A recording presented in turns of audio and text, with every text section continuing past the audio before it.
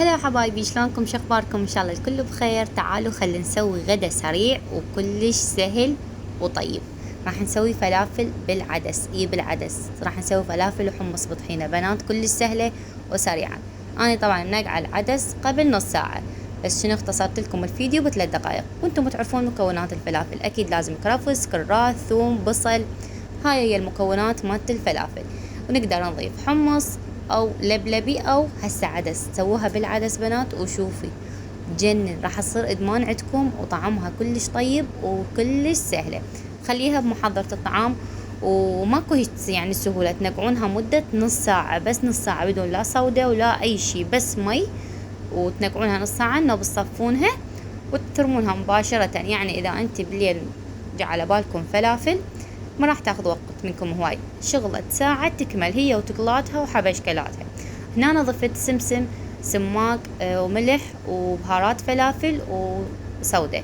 طبعا أنا ضفت المقادير على ملعقة شاي، بس السمسم ملعقة أكل كبيرة ضفت. وأنا أحب أضيف المكونات كلهم سوا على مود ينهرسون كلهم محضرة الطعام، أحس النكهة تكون هيجي أطيب. أنتم بعد بكيفكم تقدرون تضيفون بعدين.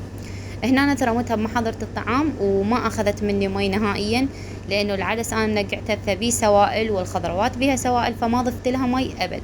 أنتم إذا تحسونها تحتاج مي ضيفوا لها شوي. هنا أنا عندي تقريب كوب من العدس سلكته لحد ما صار عندي هيك بهالشكل هذا ممرود، وخليته بماعون راح أخليه بالفريز لحد ما يتماسك عندي.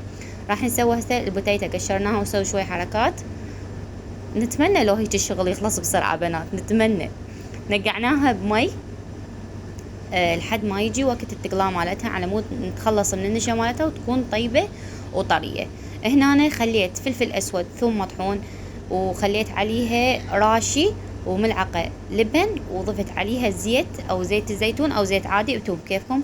وخلطناها. طبعا أنا الحمص بطحينة منزلتها كلش هواي بقناتي، إذا تحبون رجعوا الفيديوهات القديمة وشوفوها.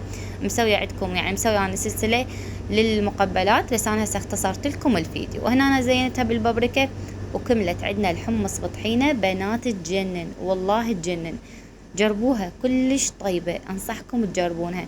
يعني ما تحسون انه طعم عدس، ماكو يختفي نهائيا طعم العدس، تحسون تاكلون حمص بطحينة. وهاي الفلافل مالتنا بنات قليتها طبعا، قليتها بدون قالب، حبيت اغيرها ماتين عن الفلافل العادية اللي احنا نسويها بالقالب.